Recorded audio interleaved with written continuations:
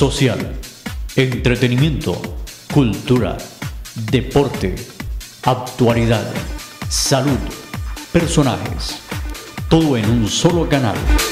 Telezapatoca, proyectando la imagen actual.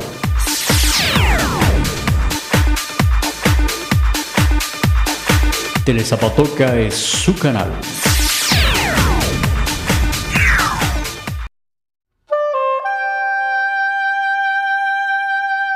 El siguiente programa es para toda la familia. No contiene escenas de sexo ni violencia.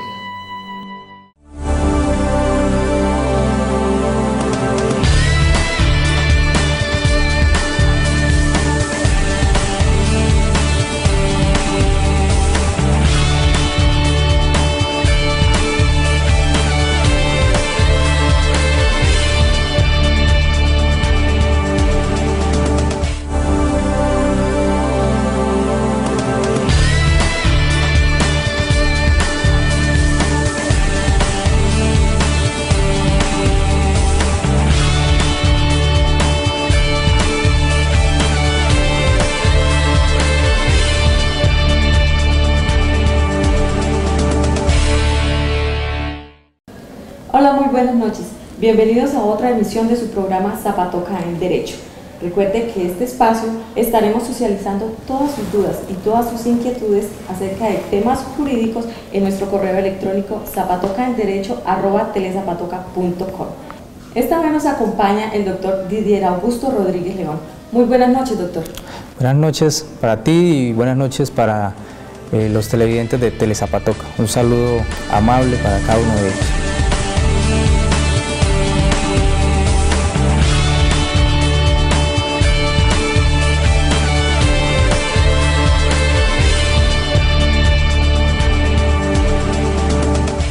Bien, doctor Didier, hay un tema de bastante importancia que a toda la comunidad nos llama la atención y es acerca de la tutela.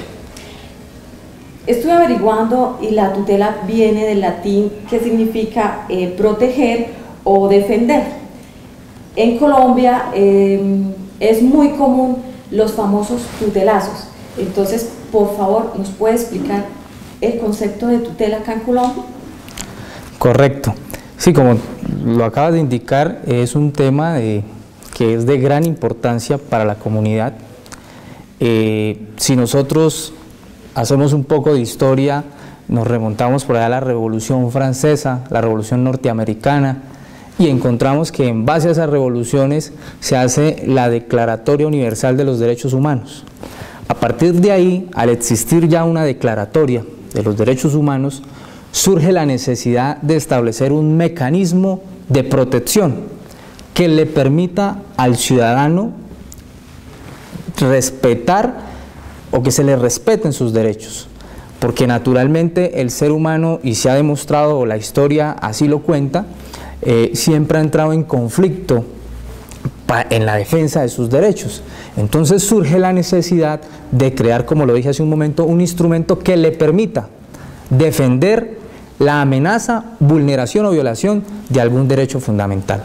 Entonces, en ese orden de ideas, nuestro país, con la Constitución de 1991, porque recordemos nosotros anteriormente que tuvimos un Estado federal donde cada región, cada departamento tenía su propia Constitución. Aquí nosotros, por ejemplo, en Santander, recordamos esa frase de quien pisa tierra santanderiana es santanderiano. Bueno, eso estaba en el preámbulo de la Constitución del Gran Santander. Y a lo largo del tiempo cambiamos de un Estado federal a un Estado centralista. Después vino una Constitución muy grande, larga, que es la Constitución de 1886, y después viene la Constitución de 1991. En razón a esa Asamblea Nacional Constituyente que todos conocemos, que estuvo integrada por el doctor Horacio Serpa Uribe, por el doctor Humberto de la Calle, quien preside los diálogos de paz en este momento en Cuba, y en ese escenario, en la Asamblea Nacional Constituyente, se establece la nueva Constitución. Pero el instrumento más importante que contiene la Constitución del 91, sin duda, es la tutela, y es ahí donde en nuestro Estado colombiano se establece ese instrumento por medio del cual un ciudadano que vea amenazados sus derechos, vulnerados sus derechos, pues puede hacer uso de la misma para que se respeten los mismos. Muy bien, doctor Didier. La acción de tutela en Colombia, como usted lo decía, es un mecanismo que con todas sus trabas y con todos sus errores, es la única seguridad que tenemos los colombianos de que no se nos violen nuestros derechos. Usted nos hablaba de la protección de alguno de ellos. Cuéntenos cuáles son los derechos que la tutela protege. Claro, es importante, y aquí vamos a detenernos un poco para explicar este tema. La Constitución de 1991 trajo una tercera generación de derechos. La primera generación son los derechos fundamentales, la segunda generación son los derechos sociales y económicos, y la tercera generación son los derechos del medio ambiente, sociales y del medio ambiente. Pues bien, la tutela es establecida única y exclusivamente para la protección de los derechos fundamentales, Sin embargo, vamos a explicar que la jurisprudencia a través de la Corte Constitucional ha establecido unas excepciones a esa regla. Pero entonces, si nosotros miramos el capítulo primero en el título segundo de la Constitución Política, vamos a encontrar una serie de derechos, como por ejemplo, le menciono, el derecho a la vida, el derecho al debido proceso, la libertad de cultos, el libre desarrollo de la personalidad, el trabajo. Pero no por esto significa que todos los derechos que allí encontramos en este capítulo sean sujetos de protección de la tutela. Y me explico. En la misma Constitución, por allá en el artículo 85, encontramos aquellos derechos que son de aplicación inmediata. Esos derechos de aplicación inmediata son los que pueden ser sujetos de protección por parte de la tutela. Y voy a explicarlo con un ejemplo. Mencionábamos hace un momento que el trabajo está como un derecho fundamental, ¿cierto? Entonces entenderíamos, por ser un derecho fundamental, entonces yo podría interponer una acción de tutela. La respuesta es no.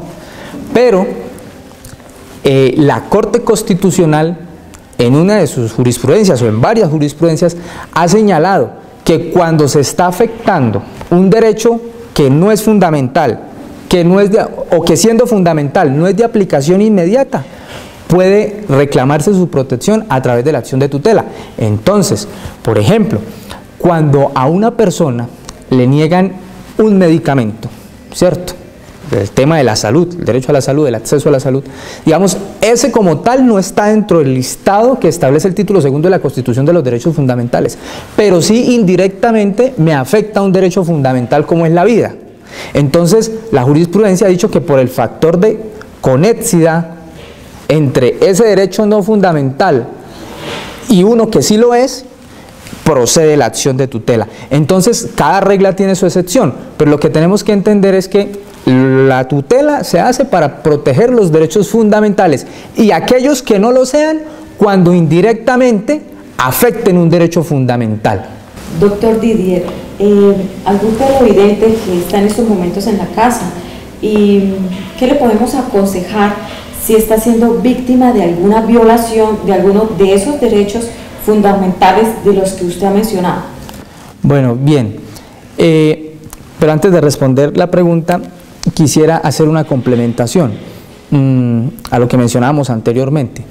En el ejercicio de los derechos fundamentales, vamos a poner unos ejemplos para poderlo entender.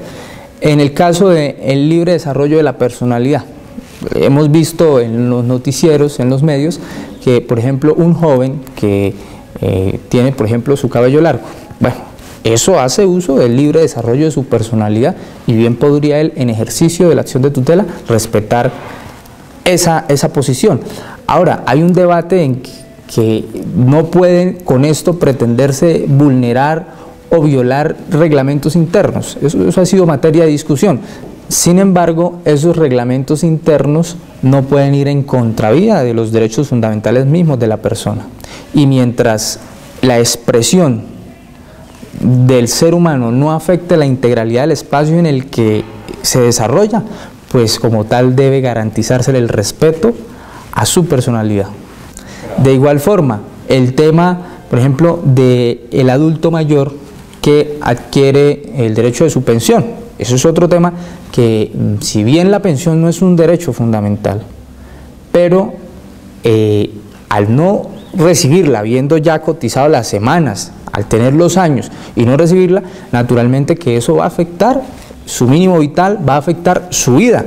Y en ese ejercicio es otro ejemplo en los cuales, sin ser un derecho fundamental, por el factor de conexión, como lo ha dicho la Corte Constitucional, puede hacer ejercicio de la acción de tutela. Y uno último, el tema que ya lo mencionamos, el tema de los medicamentos o los tratamientos. Eso es lo más común, lo vemos a diario.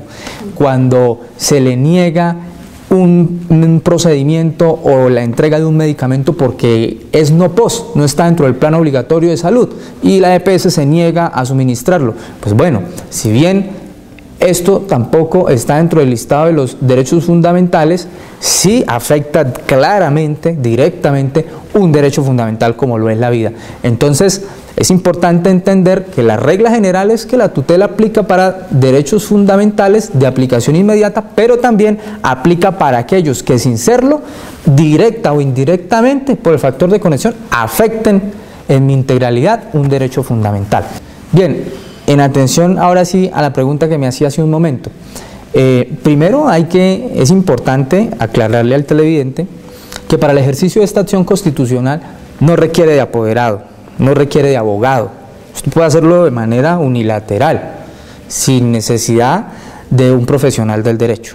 Ahora, pues, naturalmente se recomienda la asesoría, ya sea de un consultorio jurídico, de la Defensoría del Pueblo, de la Personería Municipal o de un profesional del derecho, pero no por esto significa que la persona no pueda, de manera personal, hacer uso de la acción de tutela. Importante explicar también que toda persona tiene el derecho de hacerlo, así sea menor de edad. Un menor de edad también puede hacerlo, o incluso cuando la persona físicamente, por alguna condición, no puede hacerlo, un tercero a nombre de esta puede interponer la tutela para la protección del derecho que se le esté vulnerando a esa persona. Sumado a eso, es importante que la persona establezca claramente los hechos que le permiten entender la amenaza o la violación del derecho fundamental. Pero ni siquiera ha dicho la Corte Constitucional debe establecerse cuál es el derecho vulnerado, ¿sí o no? El juez, en el desarrollo de los hechos, establecerá en su sabiduría cuál es el derecho, pero si bien la persona lo quiere plasmar, lo puede hacer. Si no lo plasma, no por esto, esta puede ser una causal de rechazo o de inadmisión de la tutela. Importante también poder establecer ese nexo causal entre el hecho generador y el derecho vulnerado. Y pues lo que decía hace un momento, los menores de edad lo pueden hacer, un tercero también puede hacerlo a nombre de otra persona, no requiere, vuelvo e insisto, apoderado para presentarla, y esto es un trámite expedito, inmediato, para la solución a esa amenaza. Doctor Didier, ¿cuáles son los términos de la tutela y en cuánto tiempo me deben dar solución? Bueno, lo mencionaba hace un momento. El legislador ha establecido obviamente un trámite preferencial, sumario, mínimo, y es por esto que se establece que el término son 10 días. 10 días para que una vez se admita la tutela, se radique la tutela, el juez produzca un fallo. La parte a la cual contra quien se interpone la tutela tiene 3 días para contestarla, tiene 3 días para contestar la tutela, y el juez tiene 10 días para resolverla. Una vez exista la sentencia, hay 48 horas para que la entidad o el obligado dé cumplimiento al fallo de tutela, 48 horas. Ahora, si esa tutela es apelada, el juez de segunda instancia tiene 20 días para resolver esa apelación. Pero nótese que los términos son mínimos, y precisamente mínimos porque lo que aquí se está protegiendo es un derecho fundamental y que requiere necesariamente de la atención inmediata, la solución pronta por parte del juez para que cese la violación de ese derecho. Doctor Didier, en algún momento un usuario de una EPS coloca una tutela y desafortunadamente ese usuario muere, ¿qué pasa? Sí, efectivamente, la EPS o la persona, digamos, encargada de haber ordenado ese trámite, ese procedimiento, esa intervención quirúrgica, será sujeto de las acciones penales que correspondan por la omisión y por el retardo. Seguramente, si la EPS en su momento hubiera accedido a la solicitud y hubiera realizado el trámite, seguramente la persona no hubiera hecho uso de la acción de tutela. Pero, como lo vamos a ver más adelante, la ley establece unas medidas provisionales, y esas medidas provisionales son las que precisamente evitan ese tipo de situaciones, que cuando salga la tutela, pues ya esta no sirva para enmarcarla, sino que realmente cumpla su función. Pero en atención a lo que preguntas, claro que hay un grado de responsabilidad penal para la EPS y para su representante legal y la persona que corresponda por el hecho que se genera con la omisión en la práctica de ese procedimiento. Doctor Didier, una cirugía estética para las mujeres que de cierta forma somos muy vanidosas y se hace mal y tiene consecuencias graves en nuestro cuerpo, ¿podemos tutelar eso? Bueno, aquí hay que entender que la acción de tutela no tiene ese alcance, y como lo explicamos hace un momento, la acción de tutela busca es la protección de un derecho fundamental o la protección a un derecho amenazado. Pero en el caso, en la pregunta que tú planteas, la situación es diferente. Si como consecuencia de esa intervención quirúrgica la persona tiene una consecuencia, una secuela, un perjuicio en su cuerpo, no podemos hablar aquí de la acción de tutela. Aquí ya hay que hablar de una acción penal, ¿sí?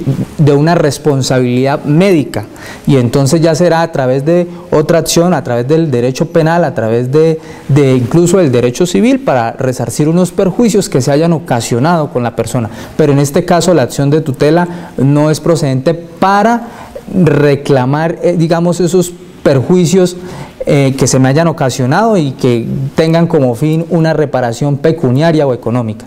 Ahí no es procedente la acción de tutela. Ahí, en ese caso, lo que hay que hacer es uso de las acciones civiles o penales que correspondan para la reparación del daño. Las cirugías estéticas entonces no se pueden hacer. La tutela debe ir siempre dentro del POS, las cosas que hayan dentro del POS. Bueno, no necesariamente, lo decía hace un momento. Pero ya que usted toca un tema interesante de las cirugías estéticas, mucha gente dice, bueno, yo, por ejemplo, las mujeres que quieren hacerse una liposucción o quieren operarse la nariz, bueno, la Corte Constitucional frente a este tema ha señalado un precedente, y es el siguiente. Naturalmente, y está claro, que las cirugías estéticas no pueden tutelarse, o a través de la acción de tutela solicitarle a una APS que le aplique la cirugía de la nariz o la liposucción. No, eso está totalmente descartado. Pero la Corte Constitucional, y hay varios fallos en ese sentido, en el que en atención a una cirugía estética ha procedido a través de la tutela, porque como lo mencionamos hace un momento y nos sirve de ejemplo, existe la necesidad de practicar esa cirugía para que no se vea atentado un derecho fundamental como puede ser la vida. Por ejemplo, el tema de la nariz. Resulta que la persona requiere hacerse una intervención, una cirugía estética en relación con la nariz, porque esto le está afectando, bueno, aquí nosotros no somos médicos, pero pensemos que esto le está afectando su sistema respiratorio y requiere necesariamente una intervención en ese sentido. Bueno, entonces necesariamente procederá. O por ejemplo, otra cirugía, la mamoplastia. También procede para el tema, por ejemplo, cuando ésta le está ocasionando un perjuicio en su columna vertebral. Y entonces ahí es donde se hace uso del factor de conexión. Sin ser esto un derecho fundamental, me está afectando otro, mi vida íntegra. Y en ese entendido es procedente. Pero para concluir ese tema, no procede para cirugías estéticas, pero cuando por alguna circunstancia esta cirugía es necesaria, porque con ella se va a evitar el perjuicio integral en el desarrollo de la vida y funcional de la persona, es procedente. Doctor Didier, usted hace un momento nos comentaba acerca de que el trabajo es un derecho fundamental. Si alguna persona se queda sin trabajo, ¿puede tutelar para que el gobierno le dé trabajo en algún momento? Bueno, mire, eso me sirve, y hace un momento lo mencionamos, pero es importante ratificarlo. Correcto, el trabajo está dentro del capítulo primero, título segundo de la Constitución Política, dentro del listado largo que aparece allí de los derechos fundamentales. Pero más adelante, en el artículo 85 de la misma Constitución, establece cuáles derechos son de aplicación inmediata. Lo decíamos hace un momento. Ahí vamos a encontrar que no se encuentra el derecho al trabajo. Ese no es de aplicación inmediata, y como consecuencia de ello, entonces no podría yo hacer uso de la acción de tutela porque mi empleador me despide o porque mi empleador me declara insubsistente. Entonces, necesariamente no es procedente la tutela en ese evento. Hay que acudir a otra acción, a una acción laboral. Hay que dirigirse al derecho administrativo si es en el campo público, o al derecho laboral ordinario si es en el campo privado, pero no puede pretenderse, por ser un derecho fundamental, pero como no es de aplicación inmediata, no puedo hacer uso entonces yo de la acción de tutela. Ahora, hay que hacer una aclaración. Puede suceder, porque cada regla general tiene su excepción, insistimos en eso, pero puede suceder que, por ejemplo, una mujer que se encuentre en estado de embarazo, por ejemplo, y su empleador le interrumpa la continuidad de su contrato, la despida, bueno, eso ya es una situación diferente. Eso ya es, porque aquí ya se protegen otros derechos, no propiamente el derecho al trabajo. Pero lo cierto es que los jueces de la República y la Corte Constitucional, eso ha sido claro, no es procedente la acción de tutela. A él le dicen, vaya, inicie una acción de nulidad y restablecimiento del derecho en la parte administrativa, o vaya, inicie un proceso ordinario laboral para que le cancelen sus prestaciones sociales, para que se declare que hubo un despido injustificado, sin justa causa. Bueno, eso ya es otro tema. Pero no es procedente la acción de tutela porque sencillamente no es un derecho de aplicación inmediata, a pesar de que sea un derecho fundamental. Si no, imagínense, en el país los más de 7 millones de colombianos estarían tutelando al Estado porque en este momento no cuentan con un trabajo. Entonces hay que entender por qué razón esos derechos fundamentales no son de aplicación o no son sujetos de la acción de tutela, porque no son de aplicación inmediata.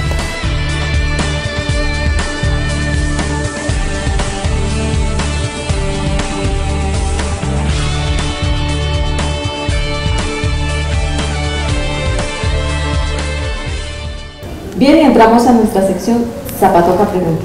Muchas gracias a todos nuestros televidentes que nos han enviado sus inquietudes a nuestro correo electrónico zapatocaenderecho@telezapatoca.com. Nuestros televidentes participan a través de zapatocaenderecho@telezapatoca.com. Doctor Didier, ¿qué se puede hacer si no se cumple con el fallo de tutela? Bueno, lo que pregunta el televidente es de gran importancia, y eso sucede a diario. Cuando sale el fallo de tutela en el que se establece que efectivamente hay una vulneración al derecho fundamental y como tal ordena a la entidad o a quien corresponda el cese de esa violación o tomar las medidas que impliquen la cesación a esa vulneración y no se da cumplimiento a la misma dentro de las 48 horas, existe una figura establecida dentro del decreto 2591 del año 91, que es el incidente de desacato. Ese incidente de desacato es el que yo, persona beneficiada con el fallo de tutela, puedo iniciar ante el mismo juez. El juez conserva su competencia, el juez que emite el fallo conserva su competencia, y ante él remito un oficio en el que coloco de presente el incumplimiento. Pasadas las 48 horas no se dio cumplimiento, no se hizo aplicación del trámite, no se entregó el medicamento, bueno, cualquiera sea la situación. El juez, a través de este incidente de desacato, puede tomar dos medidas. Una que es una orden de arresto, ¿sí?, que puede ir hasta por 6 meses, y otro, una sanción pecuniaria que puede estar por encima de los 50 salarios mínimos. Entonces, aquí podemos darnos cuenta que la acción de tutela realmente tiene los mecanismos que permiten ejercer digamos, un poder coercitivo contra esa entidad que no quiera cumplirlo o contra el representante legal de esa entidad que se omita a dar cumplimiento al fallo. Entonces, con esto se busca que esa persona dé aplicación del fallo y que sencillamente esto no quede como una sentencia para enmarcar, sino que realmente en la práctica se dé el respeto a ese derecho fundamental tutelado, y si en su defecto no se da cumplimiento al mismo, el juez que emite el fallo pueda tomar esas medidas de arresto o de sanción pecuniaria por el incumplimiento amparado en ese incidente de desacato.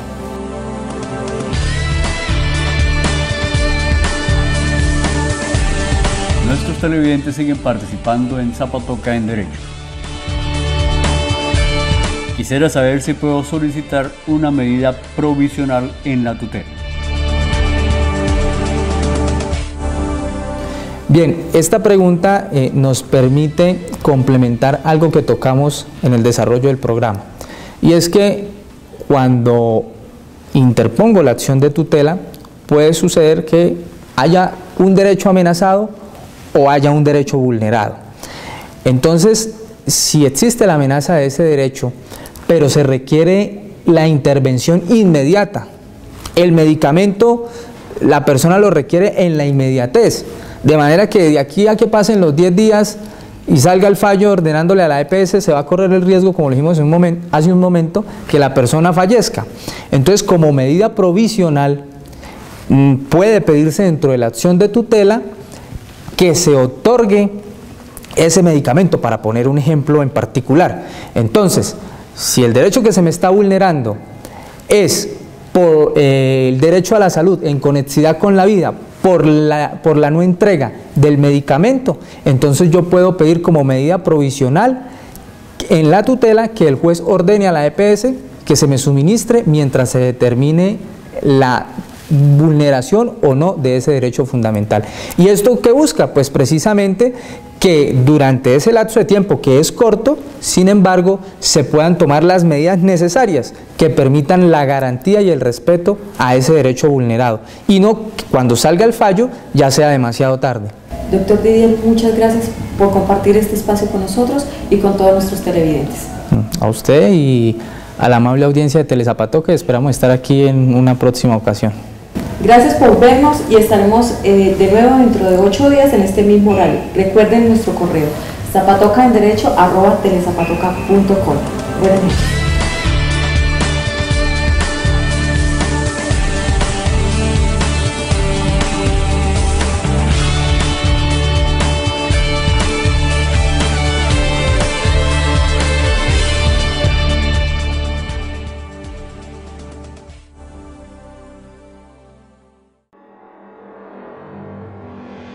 Cerca de 1.700 asociados hacen parte de AUPASA, la más importante asociación de Zapatoca.